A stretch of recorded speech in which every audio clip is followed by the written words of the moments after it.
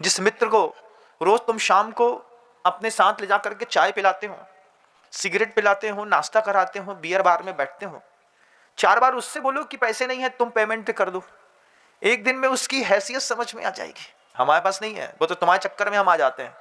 इसका मतलब है वो मित्र मित्र नहीं है, वो मित्र भी ऐसा मित्र है जिसको सिर्फ हमारे धन से प्रयोजन है।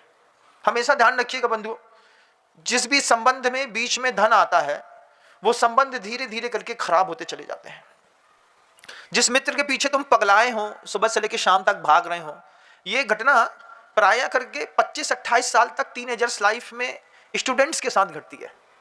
14-15 साल की उम्र में किसी लड़के को लड़के के साथ भी अट्रैक्शन बहुत हो जाता है। हमारा पक्का दोस्त है वो, अब पक्के दोस्त के चक्कर में वो घर के अंदर चोरी करता है। क्यों?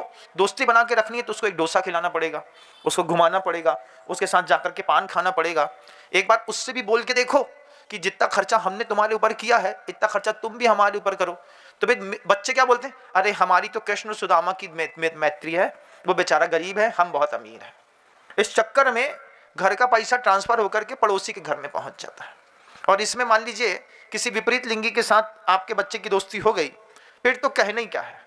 सोने की घड़ी भी चोरी हो जाएगी, फिर पेन भी चोरी हो जाएगी, फिर एक बिछिया चली जाएगी, फिर एक एंड्रॉइड के चक्कर में 1 लाख रुपए वो घर से धीरे और निकाल लेगा। गिफ्ट देना पड़ता है ना। 25 क्रियाएं बताई हैं तत्वार्थ सूत्र में, उस 25 क्रियाओं में एक समदत्ती क्रिया भी होती है, समाधान क्रिया कहलाती है, कि सामने वाले को संतुष्ट करने के लिए उपहार देना पड़ता है, तब जाकर के वो आपके फेवर में काम करता है। मित्र है कि शत्रु, एक बार आंख खोल करके देखिए ना।